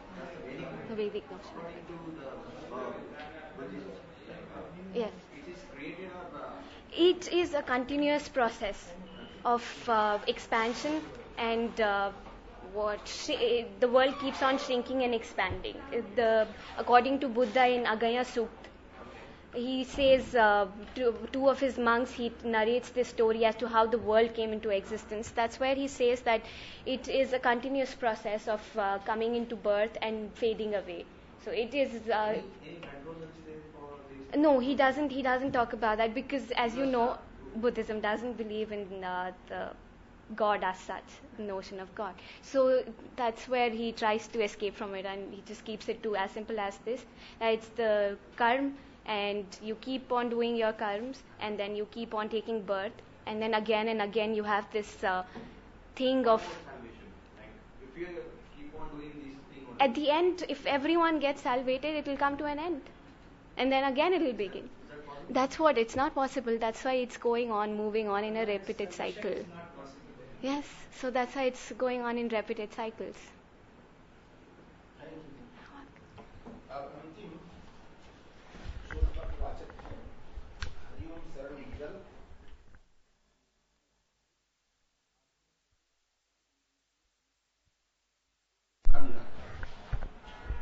आप थोड़ा कम समय में 10 minute. मूकं करोति वाचालं पंगुं लंघयते गिरिं यत्कृपातमहं वंदे परमानंद माधवम। मेरा नाम हरिओम शरण मुदगल है और मैं पीएचडी का छात्र हूं दिल्ली विश्वविद्यालय से। मेरा विषय है आधुनिक युगीन आचार मीमांसा समस्याओं का उपनिषदों द्वारा निराकरण। प्राचीन काल में दर्शन धर्म के साथ अनिवार्यतया संपृक्त था, इसलिए यहाँ सभी धर्मों और मतों को समान आदर प्राप्त हुआ तथा धर्म के नाम पर विद्वेष को पनपने का कभी अवसर नहीं मिला। वर्तमान स्थिति यह है कि मनुष्य अपने निजी स्वार्थ के लिए घृणित से घृणित कार्य करने से भी नहीं चूकता। हाल ही में हुई एक निरपराध 23 वर्षीय युवती की हृदय दहलाने वाली घटना से कौन परिचित नहीं है। आज के युग की आवश्यकता है कुछ ऐसे विचारों की जिनसे ऐसे मनुष्यों का हृदय परिवर्तन हो सके जो विसंगति, दुर्व्यसनों आदि के परिणाम स्वरूप अपने वास्तविक मनुष्यत्व को भूलकर पशुवत नहीं अपितु उससे भी अधिक ऐसे आचरण कर देते हैं जिनकी व्याख्या के लिए पर्याप्त शब्द हमारे पास नहीं है। आधुनिक युग को आवश्यकता है कुछ ऐसे विचारों की जिनको अपनाकर सर्वत्र समदृष्टि की प्राप्ति हो। यदि उपनिषदों की ओर दृष्टिपात किया जाए तो हमें आश्चर्य होगा कि प्राचीन मनुष्यों की दृष्टि पर एवं उनके चिंतन पर यदि उनकी एक झलक भी आधुनिक मानव को दृष्टिगत हो तो मनुष्य को मनुष्य बनाया जा सकता है। आधुनिकता के प्रभाव के कारण आज अनेक आचार संबंधी समस्याओं से यह समाज व्याप्त हो रहा है। सबसे प्रथम समस्या यह है कि मनुष्य जिन सुख सुविधाओं को प्राप्त करने की कामना कर रहा है उनकी अप्राप्ति, यदि उनकी प्राप्ति हो भी जाती है तो भी उसके मन में शांति नहीं है, क्योंकि वह लोभ के कारण अत्यधिक प्राप्त करने की इच्छा करता है। इसके साथ ही ईर्ष्या, द्वेष, काम, क्रोध आदि के वशीभूत होकर वह अकृत्य कर्मों को करने से भी नहीं चूकता। यहाँ तक कि निरपराध प्राणियों के प्रति दया की भावना का भी उसके हृदय में स्थान नहीं है। प्रजापति ब्रह्मा ने देवों, मनुष्यों, असुरों को एक ही अक्षर दा देकर क्रमशः दमन, दान और दया का उपदेश दिया। मैंने अपने इस शोध पत्र को 9 पॉइंटों के माध्यम से समझाने का प्रयास किया है, जिसमें सबसे पहला जो पॉइंट है वो है उपनिषदों में शिक्षा द्वारा युग निर्माण की अवधारणा। वैदिक युग में गुरुकुल पद्धति या पाठशाला विधि का प्रचलन था। यह शिक्षण की सबसे प्राचीनतम विधि थी। इसे पंडित प्रणाली अथवा परंपरागत विधि के नाम से भी जाना जाता है। यद्यपि आधुनिक युग में अनेक वैज्ञानिक विषयों की बहुलता से उपयुक्त पद्धति का संचरण संभव नहीं है, तथापि गुरु शिष्य संबंधों में बदलाव आना व छात्रों का आचरण शुद्ध न होना आधुनिक युग की महती विडंबना है। आधुनिक युग में छात्र संघर्ष, छात्र राजनीति, छात्रों का व्यसनी होना, कुकृत्यों में सम्मिलित होना, शिक्षा को व्यवसाय से जोड़कर पढ़ना, छात्रों की गुरु के प्रति पर्याप्त श्रद्धा का अभाव इत्यादि शिक्षा संबंधित अनेक आधुनिक युग के कुछ निर्बल पक्ष हैं। यदि इन पक्षों का निराकरण न किया जाएगा तो देश को भ्रष्टता की गर्त में जाता हुआ देखना कोई आश्चर्य नहीं होगा। तैत्तिरीय उपनिषद में कहा गया है कि अध्ययन और अध्यापन दोनों बहुत ही उपयोगी हैं। शास्त्रों के अध्ययन से ही मनुष्य को अपने कर्तव्य तथा उसकी विधि का फल का ज्ञान होता है। अतः इन्हें करते हुए ही उसके साथ साथ यथायोग्य सदाचार का पालन, सत्य भाषण, स्वधर्म के लिए बड़े से बड़ा कष्ट सहना, इंद्रियों को वश में रखना, मन को वश में रखना, अग्निहोत्र के लिए अग्नि को प्रदीप्त करना। अतः स्वाध्याय और प्रवचन का अत्यधिक महत्व है। इसके अतिरिक्त यह भी कहा गया है कि जिस प्रकार वर्णों की संधि में एक पूर्ववर्ण और एक परवर्ण होता है, उसी प्रकार यहाँ विद्यारूपी संहिता में गुरु तो मानो पूर्ववर्ण है और श्रद्धा भक्ति पूर्वक गुरु की सेवा करने वाला विद्याभिलाषी शिष्य परवर्ण है। तथा संधि में दो वर्णों के मिलने से जैसे तीसरा वर्ण बन जाता है, उसी प्रकार गुरु और शिष्य के संबंध से उत्पन्न होने वाली विद्या ज्ञान ही संधि है। जो मनुष्य इस रहस्य को समझकर विद्वान गुरु की सेवा करता है, वह अवश्य ही विद्या प्राप्त करके विद्वान हो जाता है। अतः आधुनिक युग को अध्ययन में अध्यापन के महत्व को समझते हुए सदाचार पालन पर भी मस्तिष्क को केंद्रित करने की आवश्यकता है, क्योंकि जब तक ऐसा नहीं होगा तब तक गुरु और शिष्यों के संबंधों में माधुर्य नहीं होगा, फलस्वरूप युग निर्माण में बाधा उत्पन्न होगी। दूसरा मेरा जो पॉइंट है वो है भोग और त्याग के सुंदर समन्वय से युग निर्माण। मनुष्य में दो सहज प्रवृत्तियां हैं, एक भोग की, दूसरी त्याग की। जीवन की सार्थकता भी इन दोनों प्रवृत्तियों के समुचित संचालन एवं समन्वय पर निर्भर है। उपनिषद भी भोग और त्याग के समन्वय को ही प्राथमिकता देते हैं। ईशावास्य उपनिषद का निम्न मंत्र इसी ओर संकेत करता है। ईशावास्यमिदं सर्वम यत्किंच जगताम जगत तेन त्यक्तेन भुंजी था मागृध कस्य स्विद्धनम। और कठोपनिषद में कहा गया है कि श्रेय और प्रेय ये दोनों ही मनुष्य के सामने आते हैं। बुद्धिमान मनुष्य इन दोनों के स्वरूप पर भली भांति विचार करके उनको पृथक पृथक समझ लेता है और बुद्धि श्रेष्ठ मनुष्य परम कल्याण के साधन को ही भोग की अपेक्षा श्रेष्ठ समझकर ग्रहण करता है। परंतु मंद बुद्धि वाला मनुष्य लौकिक योगक्षेम की इच्छा से भोगों के साधन को प्रेय समझ लेता है। तीसरा मेरा पॉइंट है कि जो अगर सभी मनुष्यों के अंदर समदृष्टि होगी तो इस प्रकार की आचार मीमांसीय समस्याओं का निराकरण अपने आप हो जाएगा। वहां पर कहा गया कि यस्तु सर्वाणि भूतान्यात्मन्य वानुपश्यति सर्वभूतेषु चात्मानं ततो न विजुगुप्सते यस्मिन् सर्वाणि भूतान्यात्मे वा भूत विजानतः तत्र को मोह कः शोकः एकत्वम अनुपश्यति। तीसरा चौथा पॉइंट है कि जो ब्रह्मचर्य का पालन करना, ब्रह्मचर्य के विषय में महाकवि कालिदास ने कुमार संभव में कहा है कि अथा जिना शार्धर प्रगल्भवाक ज्वलन्निव ब्रह्ममयीन तेजसा विवेश कश्चित जटिल तपोवने शरीरबद्ध प्रथमाश्रमो यथा। यहाँ पर जो ब्रह्मचर्य के लक्षणों का सूचन यहाँ पर परिलक्षित होता है, तो ब्रह्मचर्य के अभाव के कारण ही मानव अपनी वासनाओं की तृप्ति हेतु नित्य नवीन अपराध करता जा रहा है। समाचार पत्र में मीडिया इस तथ्य को प्रमाणित करने में सक्षम है कि काम से पीड़ित व्यक्तियों द्वारा अपनी वासनाओं की तृप्ति हेतु नित्य ही घृणित कृत्य किए जा रहे हैं। इसी कारण एड्स जैसी घातक बीमारी से पीड़ित व्यक्तियों की संख्या दिन प्रतिदिन बढ़ती जा रही है। केवल एक ब्रह्मचर्य का पालन ही इन समस्याओं के निराकरण में सक्षम है। युवाओं को इस ओर प्रेरित करने की आवश्यकता है। ब्रह्मचर्य को प्रेरित करने के लिए अथर्ववेद में ब्रह्मचर्य सूक्त है। वहां पर कहा गया है कि ब्रह्मचर्येण तपसा राजा राष्ट्रम विरक्षति आचार्यो ब्रह्मचर्येण ब्रह्मचारिणी मिच्छते। यम नचिकेता संवाद में कहा गया है कि सर्वे वेदा यद पद मामनन्ति तपांसि सर्वाणि च यद वदन्ति यदिच्छन्तो ब्रह्मचर्यम चरन्ति तत्ते पदम संग्रहेण ब्रवीम ओम इत्येतत्। फिर कहा गया है कि ब्रह्मचर्येण तपसा देवा मृत्यु मुपाग्नता, अर्थात ब्रह्मचर्य के भय से मृत्यु भी सहसा मारने को तैयार नहीं होती। उसके बाद जो अगला पॉइंट है उसमें कहा गया कि मनुष्य जन्म की जो साफल्य है वो ब्रह्म की प्राप्ति से ही है। इस चेद देथी दर सत्यमस्ति न चेदिहान वेदीन महति विनष्टि भूतेषु भूतेषु विचिन्त्य धीरा प्रेत्यास्मान लोका दम्रता भवंती। फिर कहा गया है कि यदि हम सत्संगति का पालन करेंगे तो हमारे विचारों में अपने आप शुद्धता उत्पन्न होगी। कुसंग के प्रभाव से ही समाज में अनेक समस्याएं उत्पन्न हो रही है। बाल्यावस्था में बालक का मन अत्यंत निर्मल होता है, वह जैसा अनुकरण करता है वैसा ही सीखता भी जाता है। सज्जनों के संग से उसमें अच्छे विचारों का संचार होता है एवं दुर्जनों के संग से दुर्गुणों का। यही दुर्गुण या अच्छे गुण समाज में उसकी स्थिति का निर्धारण करते हैं। इसलिए उपनिषदों में सत्पुरुषों के संग का उपदेश किया गया है। उत्तिष्ठत जागृत प्राप्य वरान निरोधत क्षुरस धारा निषिधा दुरतया दुर्गम पतस्तत् कवयो वदन्ति। सत्य के विषय में कहा गया है कि सत्यमेव जयति नानृतम सत्येन पंथा विदितो देवयानः येना कर्मन्त्युऋषयो ह्याप्त कामा यत्र तत्सत्यस्य परमं निधानम। फिर जो अंतिम पॉइंट है उसमें बताया गया है कि समाज में आधुनिकता के साथ समन्वय बनाना अत्यंत आवश्यक है। आधुनिक परिवेश में मनुष्य इतना व्यस्त हो गया है कि वह समाज में रहना तो दूर अपने पारिवारिक जनों को भी समय नहीं दे पाता। इसी काम के इसी दबाव के कारण मनुष्य में को तनाव डिप्रेशन की स्थिति में पहुंचा दिया है। उपनिषदों को न तो एकांतिकता प्रिय है और न ही अत्यंत आत्यंतिकता। अतः समाज से समन्वय बनाना अत्यंत आवश्यक है, तो एक सीमा तक, किंतु समाज से पृथक होकर जीवन यापन नहीं किया जा सकता। यही आधुनिक युग की भी आवश्यकता है। उपनिषद वाक्यों के अनुसार सो कामयत बहुश्याम प्रजाय येति सतपो तप्यत सतपस्तप्त्वा इदम सर्वम असृजत येरिदम किंच। अतः ईश्वर को एकांतिकता का शून्य में वातावरण अच्छा नहीं लगा, इसलिए उसने कामना की कि मैं अधिक हो जाऊं। कामना के सौजन्य से वह अनेक रूपों में हो गया। अतः समाज में समन्वय बनाने से तनाव इत्यादि मानसिक समस्याओं का निराकरण संभव है। समाज में रहने के अतिरिक्त भौतिकता एवं आध्यात्मिकता में समन्वय भी अत्यंत अनिवार्य है। उपनिषद उद्घोषणा करते हैं कि अंधम तम प्रविशन्ति ये संभूति मुपासते ततो भूय इवते तमो यौ संभूत्याम रता। अंधम तम प्रविशन्ति ये विद्या मुपासते ततो भूय इवते तमो यौ विद्यायाम रता। इस प्रकार से मैंने अपने पत्र के माध्यम से कुछ समस्याओं को लिया है और उसके समाधान का प्रयास किया है। इसी प्रकार मेरा ये पत्र प्रस्तुत किया गया। मेरा शीर्षक है सर, आधुनिक युगीन आचार मीमांसी समस्याओं का उपनिषदों द्वारा निराकरण। हाँ, आधुनिक नहीं सर, मैंने इसमें जो समस्याएं ली हैं वो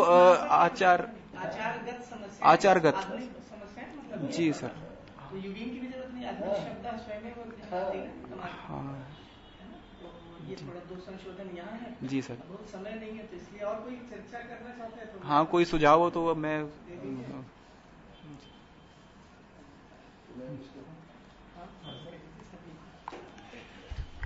आदरणीय प्रोफेसर रामाशीष पांडे जी, इस समय हम सभी के द्वारा प्रार्थित है कि आप अध्यक्षीय उद्बोधन।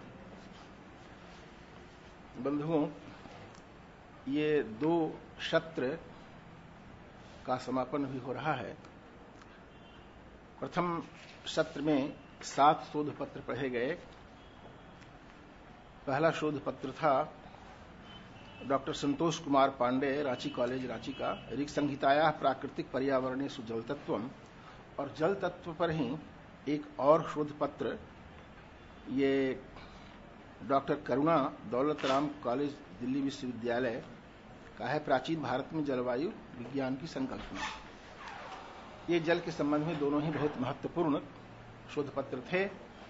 जल के संबंध में एक चीज मैं बता दूं, संस्कृत में जल के पर्याय जितने हैं, विश्व की कोई भी भाषा ऐसी नहीं है जिसमें इतने जल के पर्याय हों। अंग्रेजी में आप खोजेंगे 2-4 से अधिक नहीं मिलेंगे। दूसरी भाषाओं में भी 4-5 शब्द से अधिक नहीं होते हैं। स्वयं निघंटू में 100 शब्द को गिनाया है जल के पर्यायवाची शब्द। एक पेपर और दूसरे में तो वहां तो ऑलरेडी कहीं दिलवा दीजिएगा आप तो हो गया अध्यक्ष। अच्छा चलिए, ये पठित मान लीजिए, ऐसा भी प्रणाली प्रचलित है। तो जल की उपयोगिता और जल के विषय में हमारे यहाँ इतना चिंतन हुआ है, वेदों से लेकर आदौ जलमयी सृष्टि कहकर सब कुछ कर दिया। उसी से समग्र भूत जात की उत्पत्ति हुई है। इसके संबंध में थोड़ा सा मैं बता दूं, उस पर ब्रह्म की आत्मा से जिस आकाश की उत्पत्ति हुई, उस आकाश में एक गुण था मात्र, शब्द। आकाश से वायु की उत्पत्ति हुई, इसमें 2 गुण हुए, शब्द और स्पर्श। वायु से अग्नि की उत्पत्ति हुई, इसमें 3 गुण हुए, शब्द, स्पर्श और तेज। अग्नि से जल की उत्पत्ति हुई, इसमें 4 गुण हुए, शब्द, स्पर्श, तेज और रस। और पृथ्वी में 5 गुण हुए, शब्द, स्पर्श, तेज, रस और गंध। ये 5 गुण से युक्त पृथ्वी है, इसलिए सृष्टि का कार्य प्रायः पृथ्वी पर ही हुआ। और ये जितने भी 5 तत्व हैं, ये सभी तत्व सृष्टि के लिए आवश्यक हैं। एक भी तत्व की कमी हो जाएगी तो सृष्टि नहीं हो सकती है, और अगर सृष्टि हुई है तो उसमें बहुत कुछ कमी आ जाएगी, और उस कमी की पूर्ति उसकी पूर्ति पर ही आधारित है। तो जल के संबंध में हमारे यहाँ ऋषियों ने बहुत कुछ कहा, और ऋषि के संबंध में कहा गया है निरुक्त में ही, साक्षात्कृत धर्मानः ऋषियो बभूवुः ते अवरेभ्य असाक्षात्कृत धर्मेभ्य उपदेशेन मंत्रान संप्रादुः। साक्षात्कृत धर्म थे। आज जिस तरह से हम वैज्ञानिक उपकरणों के द्वारा कुछ अनुसंधान करते हैं, उनको उन उपकरणों की आवश्यकता नहीं थी। प्रत्येक तत्व के धर्म को वे जानते थे। और इस धर्म को जानने वाला आज नहीं है। इसलिए उस समय के ऋषि सर्वज्ञ हुआ करते थे, आज भले ही बहुज्ञ हो, नहीं तो बहुज्ञ भी नहीं होकर आज लोग एक शाखा के ही ज्ञानी हुआ करते हैं, एकांगी होते हैं। लेकिन उस समय में ऋषियों में ऐसी बात नहीं थी, वो सर्वज्ञ हुआ करते थे, सब कुछ बतला देते थे। क्यों? कि उनमें जो साक्षात धर्म साक्षात करने की अपूर्व शक्ति थी, वह शक्ति थी।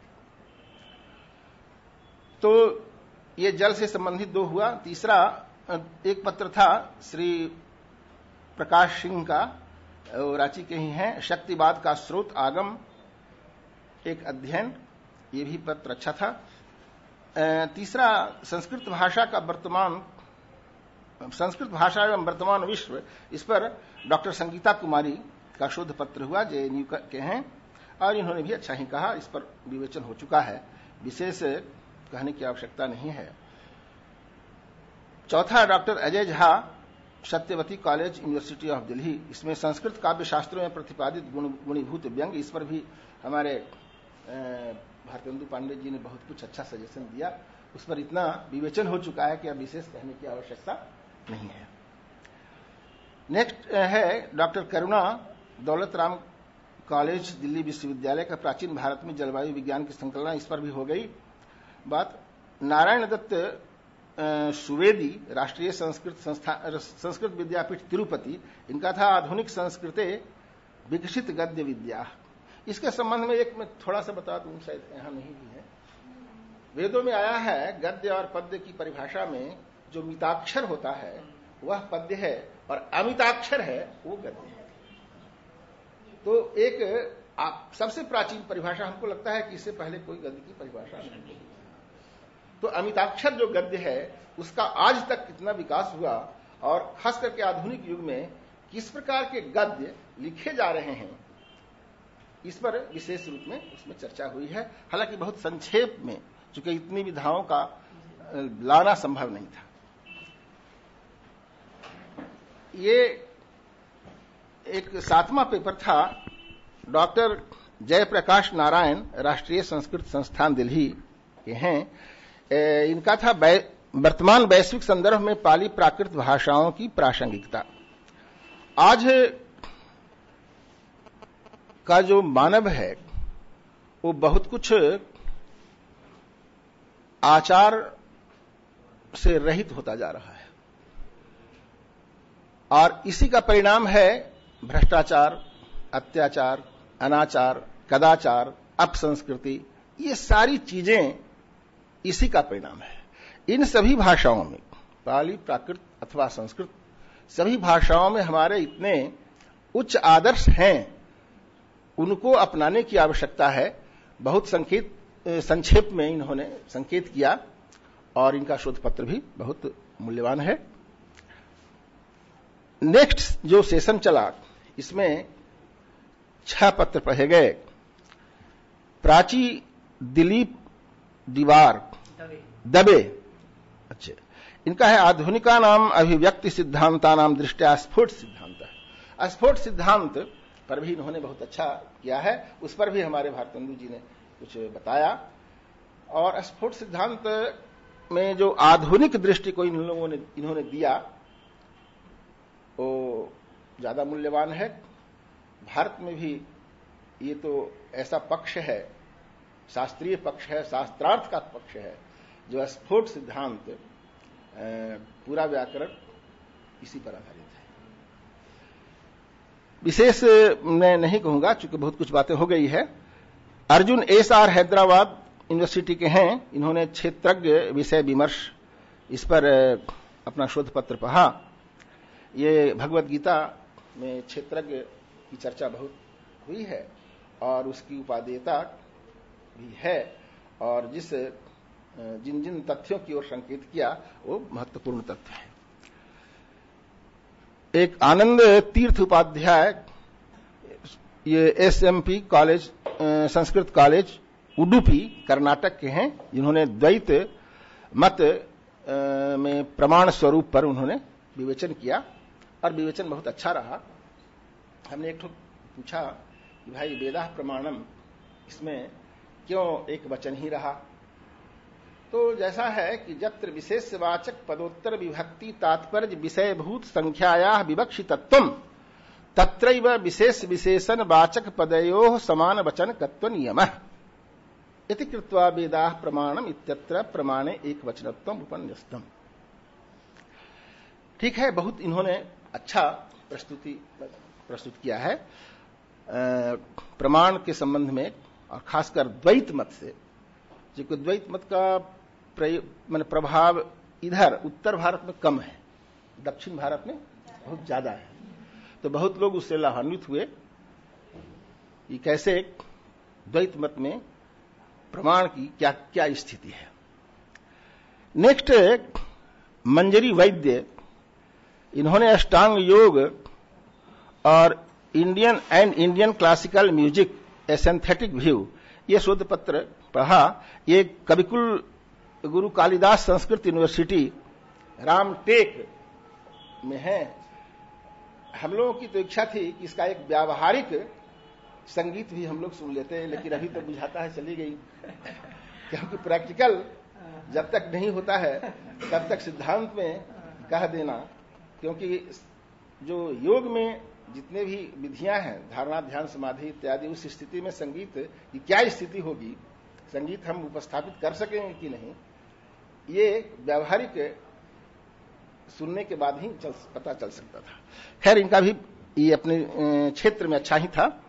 फिर प्रियदर्शनी मेहरा, इन्होंने बुद्धिस्ट, जो दिल्ली विश्वविद्यालय की हैं बुद्धिस्ट स्टडीज के, इन्होंने realm of origin of the universe, Nasadiya Sukta and Buddhist संसार, इसमें नासदीय सूक्त में जो सृष्टि की प्रक्रिया है और खास करके बौद्धों की जो सृष्टि प्रक्रिया है उसका तुलनात्मक विवेचन किया, बहुत अच्छा किया। और अंतिम जो हमारे इसके शोध पत्रवाचक हुए हरिओम शरण मुदगिल, ये भी दिल्ली विश्वविद्यालय के हैं। इन्होंने आधुनिक आचार मीमांसा से संबद्ध समस्याओं का कैसे उपनिषदों के द्वारा उसका निराकरण हो सकता है, इस पर इस समस्या को के समाधान में इन्होंने बहुत अच्छा प्रयास किया है। यद्यपि इसमें बहुत सारी चीजें हैं, क्योंकि इन्होंने जैसे कहा कि आज समाज में जितनी कुरीतियां हैं उसके पीछे कारण क्या है। हमको लगता है कि इस कारण में कुछ राजनीतिक कारण ज्यादा ही भाग है,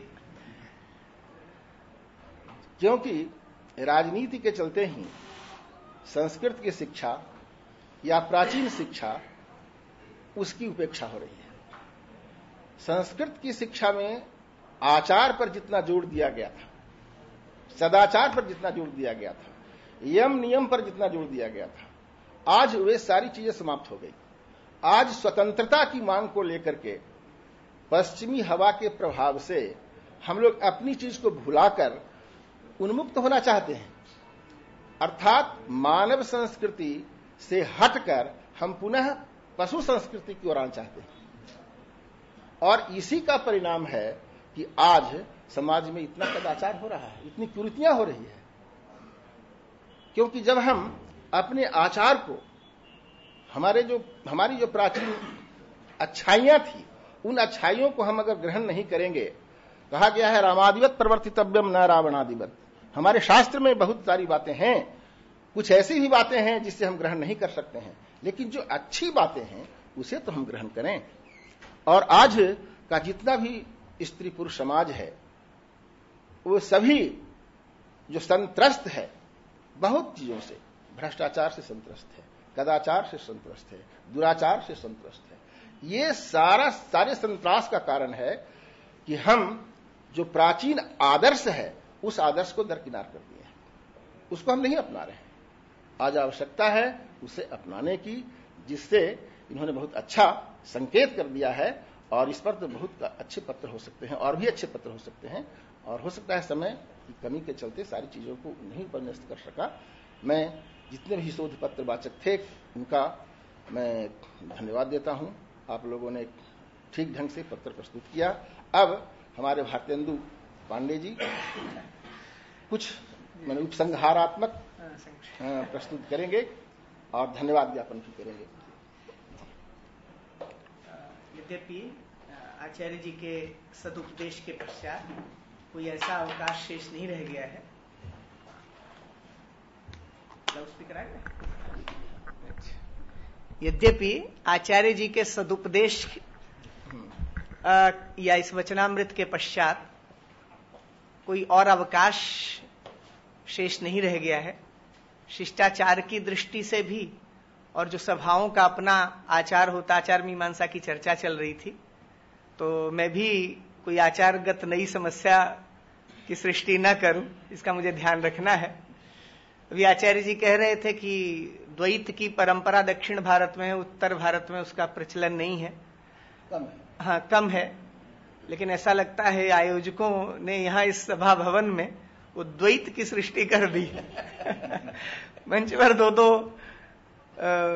अध्यक्ष को अध्यक्ष करके बिठा दिए। अस्तु, और सत्र भी 2 हो गए, ये भी देखिए, वरना तो मैं सोचता हूं कि जो भी उडुपी के हमारे पत्रवाचक थे, उनके माध्यम से उनके साथ साथ यहाँ ये 3 प्रकार से द्वैतत्व स्थापित हो गया। प्रथम जो सत्र हुआ चाय से पहले, उसमें 7 पत्रवाचक आए। 7 पत्र इस प्रकार के थे कि जैसा आचार्य जी ने संकेत किया उस दिशा में कि 7 पत्र इस प्रकार के थे कि उनमें से प्रत्येक के विषय पर अलग अलग से गोष्ठियां हो सकती। 7 इतने व्यापक संदर्भों का स्पर्श करते हुए थे, तो वो 7 पत्र ऐसा लगा कि जैसे सप्तरश्मि सूर्य आ गया हो। फिर बीच में हमने चाय पी और उसके बाद 6 पत्र हुए, और चाय का विराम ऐसा था जैसे मध्य में कोई विराम हुआ हो, और 6 पत्रों के बाद अध्यक्ष जी का उद्बोधन होने के पश्चात पुनः सप्तरश्मि सूर्य, तो दूसरा दिवस हो गया हो, इस प्रकार की अनुभूति मेरे मन में हो रही थी। अब 8वीं रश्मि का विधान नहीं है, मैं बोल रहा हूं। मुझे तो इसी बात का बहुत हर्ष है, आयोजकों ने मुझे यहां स्मरण किया, इसका मैं जितना धन्यवाद उन्हें देता हूं, इससे अधिक धन्यवाद मैं इस कारण से देना चाहूंगा कि उन्होंने मुझे ये अहोभाग्य प्रदान किया कि आचार्य जी के साथ मैं यहाँ मंच पर बैठा हूं। आपके सानिध्य का इतने समय तक लाभ मुझे प्राप्त हुआ और आप सबके सम्मुख में उपस्थित हो सका, और आचार्य जी ने प्रत्येक पत्र की समीक्षा पूर्वक जो ये व्यापक विषय इस गोष्ठी का है, उस पर भी कहीं तो मुखरतया, कहीं अमुखरतया, कहीं प्रत्यक्षतया, कहीं परोक्षतया सबका स्पर्श किया है। और इससे पहले कि आप लोग संतप्त हो जाएं, क्योंकि सूर्य के बाद और 2 सूर्य हो चुके हैं, क्योंकि काफी काल विलंब हो गया है, तो मैं आपके क्रोध को निमंत्रित न करूं, इससे पूर्व ही मैं स्वयं भी विराम लेता हूं और आप सबको भी विराम देता हूं। सभी एक बात यह है कि यहां पर जो सभी पधारे हैं उन सबका भूरिशः धन्यवाद, आदरणीय आचार्य जी का धन्यवाद, और आयोजकों को बहुत बधाई। इस प्रकार की जैसी चर्चा, अर्थवती चर्चा यहां हो रही थी, ऐसी बड़े बड़े विश्वविद्यालयों में भी नहीं देखने को मिलती है। मैं बहुत चमत्कृत हूं और बहुत हर्षित हूं। आप सबका बहुत बहुत अभिनंदन कि आप और हम सभी इसके एक अंग बन सके किसी भी रूप में। धन्यवाद।